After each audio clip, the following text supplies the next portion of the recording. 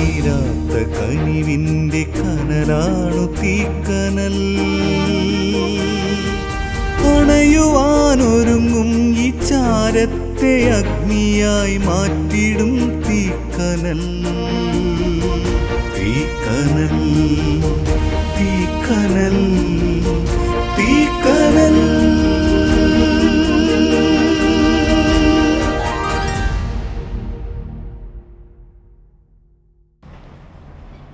ദൈവത്തിൻ്റെ അതിപരിശുദ്ധ നാമം വാഴ്ത്തപ്പെടുമാറാകട്ടെ. ഇന്ന് ഞായറാഴ്ച ആയതുകൊണ്ട് കലാലയങ്ങൾ തുറക്കുന്നില്ല, നാളെ തുറക്കുന്നു. അല്ലെങ്കിൽ അത് പല സ്ഥലങ്ങളിൽ പല സമയത്താണല്ലോ ഇപ്പോഴത്തെ ക്ലാസ്സുകളൊക്കെ നടക്കുന്നത്. അവധിക്കാലം കഴിഞ്ഞ് കുഞ്ഞുങ്ങൾ കലാലയങ്ങളിലേക്ക്, വിവിധ വിദ്യാലയങ്ങളിലേക്ക്, വിവിധ സംസ്ഥാനങ്ങളിലേക്ക് ഒക്കെ പോകുമ്പോൾ ദൈവഭയമാണ് ഒരു മനുഷ്യനെ ബലപ്പെടുത്തുന്ന ഏറ്റവും കാതലായിട്ടുള്ളത്. ദൈവഭയമെന്ന് പറയുമ്പോൾ നമ്മൾ എങ്ങനെയാണ് ദൈവഭയം നമ്മൾ കാണിക്കുന്നത്? നിസ്സാര കാര്യത്തിലും വലിയ കാര്യത്തിലും ദൈവം കാണുന്നില്ലെന്ന് ഉദ്ദേശിക്കുന്ന കാര്യത്തിലും നമ്മൾ ദൈവഭയമുള്ളവരായിരിക്കണം. ഒരിടത്തൊരു പ്രാർത്ഥന കേട്ടാൽ നമ്മളവിടെ നിൽക്കണം, ആ പ്രാർത്ഥനയിൽ പങ്കുചേരണം. അല്ലാതെ ആ സമയത്ത് നമ്മൾ ഫോൺ ചെയ്യുകയോ അല്ലെങ്കിൽ മറ്റേതെങ്കിലും ദേശീയഗാനം പാടുമ്പോൾ ഓരോ ഭാരതീയനും ഏത് സ്ഥലത്താണെങ്കിലും നമ്മൾ അറ്റൻഷനായി നിൽക്കും. അത് നമ്മുടെ ദേശത്തോടുള്ള ഭക്തിയാണ്. ആ ദേശത്തോടുള്ള ഭക്തിയാണ് ദൈവഭയത്തിൻ്റെ മറ്റൊരു മുഖമാണത്. ദൈവത്തെ പേടിയുള്ളവന് ദേശത്തോട് സ്നേഹം ഉണ്ടാവുള്ളൂ, മനുഷ്യരോട് സ്നേഹം ഉണ്ടാവുള്ളൂ, മറ്റുള്ളവരെ ആദരിക്കുകയുള്ളൂ. 14-ാം സങ്കീർത്തനത്തിൻ്റെ 6-ാം വാക്യത്തിൽ നിങ്ങൾ ദരിദ്രൻ്റെ ആലോചനയ്ക്ക് ഭംഗം വരുത്തുന്നു, എന്നാൽ യഹോവ അവൻ്റെ സങ്കേതമാവും. ദരിദ്രൻ്റെ ആലോചനയ്ക്ക് ഭംഗം വരുത്തുന്നു, യഹോവ സങ്കേതം. ആരാണ് ദരിദ്രൻ? ദാരിദ്ര്യം മൂലം ജന്മനാ ദരിദ്രരായിട്ടുള്ളവരുണ്ട്, ജന്മനാ സ്വാധീനമില്ലാത്തവരുണ്ട്. അപ്പോൾ അവൻ്റെ ആലോചനയ്ക്ക് ദൈവമാണ് അവൻ്റെ കൂടെ നിൽക്കുന്നത്. ആ ദൈവം നമ്മുടെ കൂടെ നിൽക്കുമ്പോഴാണ് നമ്മളുടെ കാര്യങ്ങളൊക്കെ ശരിയായി വരുന്നത്. അതുകൊണ്ട് ഭാരമുള്ള വിഷയങ്ങളിൽ നമ്മുടെ മനോഭാവം അങ്ങനെ ആയിരിക്കും. ദാരിദ്ര്യമുള്ള അനുഭവത്തിലിരിക്കുകയാണ്, എനിക്കൊന്നും രക്ഷയില്ലെന്ന് വിചാരിച്ചാൽ ജ്ഞാനം, ദൈവിക ജ്ഞാനം കൊണ്ട് ദൈവിക ഭയമുള്ളവരായിരിക്കണം. KG മുതൽ ഏത് course, IAS including IAS course വരെ പഠനത്തിനായി ഒരുങ്ങുന്നവർക്ക് ബെഞ്ചമിൻ ബെയ്ലി, തോമസ് നോട്ടൺ കേരളത്തിൽ വന്ന്, കോട്ടയത്ത് വന്ന് ബെഞ്ചമിൻ ബെയ്ലി സ്ഥാപിച്ച ഗ്രാമർ സ്കൂളാണ് ഭാരതത്തിലെ ആദ്യത്തെ ഇന്നുള്ള കോളേജുകളിൽ നിൽക്കുന്ന CMS കോളേജ്. അതുകൊണ്ട് ഒരു CSI ബിഷപ്പ് എന്ന നിലയിൽ മിഷണറിമാർ ഇവിടെ നൽകി തന്ന സംഭാവനകളാണ്.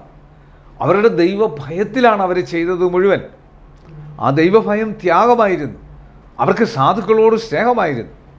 അന്ന് സഭകളിലുള്ള നവീകരണം നടക്കാതെ വന്നപ്പോൾ അവർ പിന്മാറിപ്പോയില്ല. ആ സഭകളിലുള്ള നവീകരണം നടക്കാതെ വന്നപ്പോൾ അവർ അന്നത്തെ സ്വാധീനമില്ലാത്തവരിലേക്ക് അവർ തിരിഞ്ഞു, അവരെ മാറ്റിയെടുക്കുവാനായിട്ട് ശ്രമിച്ചു. അവർക്കൊരു പുതിയ ലോകം സംരചനമാകാൻ സാധിച്ചു. അതാണ് ജ്ഞാനത്തിൻ്റെ ആരംഭത്തിന് കുറിയ ദൈവഭയമാണ്. അതുകൊണ്ട് ഞാനും നിങ്ങളും ദൈവഭയമെന്ന് പറയുന്ന ആ വലിയ വാക്കിൽ അതാണ് വിദ്യാഭ്യാസം. എന്നും നമ്മൾ പഠിച്ചുകൊണ്ടിരിക്കുക, പല കാര്യങ്ങളും നമ്മൾ പഠിച്ചുകൊണ്ടിരിക്കുക, മരണം വരെ പഠിച്ചുകൊണ്ടിരിക്കുക. ഏതെല്ലാം കാര്യങ്ങളാണ് നമ്മൾ പഠിച്ചുകൊണ്ടിരിക്കുന്നത്? ഓരോ ദിവസവും നമ്മൾ പഠനമല്ലേ.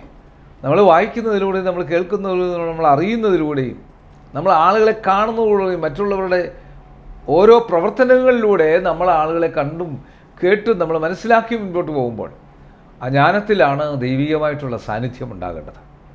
ആ സങ്കീർത്തനത്തിൽ പറയുന്നത് ദൈവം ഇല്ല എന്ന് മൂഢൻ തൻ്റെ ഹൃദയത്തിൽ പറയുന്നു. ഒരു ഫൂളാകരുത്. ദൈവത്തെ വിട്ടൊന്നും ചെയ്യുന്നവനെല്ലാം ഫൂളാണ്.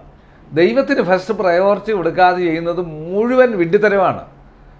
ഒരു കാര്യവും നേടാൻ സാധിക്കുകയില്ല. ദൈവത്തിന് പ്രഥമ സ്ഥാനം കൊടുത്ത് മുന്നോട്ട് നീങ്ങിക്കോ, നിൻ്റെ ജീവിതം ഒരനുഗ്രഹമായിരിക്കും, ഒരത്ഭുതമായിരിക്കും. അതുകൊണ്ട് ദൈവീയമായ കൂട്ടായ്മയിൽ നിൽക്കുമ്പോൾ അതിലൂടെ അനുഗ്രഹങ്ങൾ പ്രാപിച്ചെടുക്കാൻ സാധിക്കും. കണ്ണുനടയ്ക്കാൻ പ്രാർത്ഥിക്കാം. കർത്താവേ, പരിശുദ്ധ പിതാവേ, വചനം കേട്ട എല്ലാ പ്രിയപ്പെട്ടവർക്കായി സ്തോത്രം. ഇന്ന് കർത്താവേ, ഈ വിശുദ്ധ ദിവസത്തിന് ശേഷം കലാലയത്തിലേക്ക് പോകാനൊരുങ്ങുന്ന കുഞ്ഞുങ്ങളുണ്ട്, അന്യ സംസ്ഥാനങ്ങളിൽ പോകുന്നവരുണ്ട്, അന്യ രാജ്യങ്ങളിൽ പോകുന്നവരുണ്ട്, അന്യ രാജ്യങ്ങളിൽ പഠിക്കുന്നവരുണ്ട്. അന്യ സംസ്ഥാനങ്ങളിൽ പഠിക്കുന്നവരുണ്ട്. ഈ പേർപ്പെട്ടവർക്കായി പ്രാർത്ഥിക്കുന്നവരുടെ യാത്രകളിലും ജീവിതങ്ങളിലും ഒക്കെ ദൈവ സാന്നിധ്യം നിറഞ്ഞു നിൽക്കണമേ. അവരുടെ ഓരോ ദിവസങ്ങളിലും ഓരോ നിമിഷങ്ങളിലും കർത്താവിൻ്റെ സാന്നിധ്യം ഉണ്ടായിരിക്കണമേ. ദൈവീക ജ്ഞാനം പഠിക്കുവാൻ ഇവരെല്ലാം ഒരുക്കണമെന്ന് പ്രാർത്ഥിക്കുന്നു. ദൈവീക ജ്ഞാനം വിട്ടൊന്നും ചെയ്യാൻ അനുവദിക്കരുതെന്ന് പ്രാർത്ഥിക്കുന്നു. ഞങ്ങളുടെ മുഖ്യമന്ത്രി, ഗവർണർ, പ്രധാനമന്ത്രി, ലോകരാജ്യങ്ങളിലെ പ്രസിഡന്റുമാർ, പ്രധാനമന്ത്രിമാർ, വിവിധ സംസ്ഥാനങ്ങളിലെ മുഖ്യമന്ത്രിമാർ, MP-മാർ, MLA-മാർ, ബഹുമാനമുള്ള കോടതികൾ, വക്കീലുമാർ, വിവിധ ചാനലുകളിൽ ജോലി ചെയ്യുന്നവർ, ഫോട്ടോഗ്രാഫേഴ്സ്, ലോകമെമ്പാടും കർത്താവിൻ്റെ വചനം പ്രഘോഷിക്കുന്നവർ, WHO, health department, revenue department, police department, അർദ്ധ ഗവൺമെൻറ് സ്ഥാപനങ്ങൾ, ആശുപത്രികൾ, ഡോക്ടേഴ്സ്, നഴ്സ്, മറ്റ് സ്റ്റാഫുകൾ, മരുന്ന് കമ്പനിക്കാർ, മരുന്ന് കച്ചവടക്കാർ, മരുന്ന് വിതരണക്കാർ, ആംബുലൻസ് ഡ്രൈവേഴ്സ്, വഴിയോര കച്ചവടക്കാർ, സ്കൂളുകളും കോളേജുകളും, അധ്യാപകർ, അനധ്യാപകർ, പ്രഥമാധ്യാപകർ, വിശേഷിച്ച് ഇന്ന് ഒരു പുതുശക്തിയോടെ പുതുബലത്തോടെ എല്ലാവരും കർത്താവിൻ്റെ കരുണയിൽ ആശ്രയിച്ചുകൊണ്ട്, ജ്ഞാനത്തിൽ ആശ്രയിച്ചുകൊണ്ട് ഈ ദുഷ്ടലോകത്തിൽ വളരെ ഒരു വൈരുദ്ധ്യം നിറഞ്ഞ ഈ പ്രത്യേക സാഹചര്യങ്ങൾ, യുദ്ധങ്ങളിലും മറ്റ് കാര്യങ്ങളിലുമൊക്കെ വ്യാപൃതരായി ജനം കഴിയുമ്പോൾ, ഭയബഹിലരായി ജനം കഴിയുമ്പോൾ, ഈ വചനം ആണെന്ന് കേൾക്കുന്ന എല്ലാവരുടെ മേലും ദൈവത്തിൻ്റെ പ്രത്യേക ശക്തി ഇറങ്ങണം. യേശുവേ നന്ദി, യേശുവേ സ്തോത്രം, യേശുവേ ആരാധന, യേശുവേ മഹത്വം. യേശു മൂലം പ്രാർത്ഥന കേൾക്കണം നല്ല പിതാവേ. ആമേൻ. God bless U.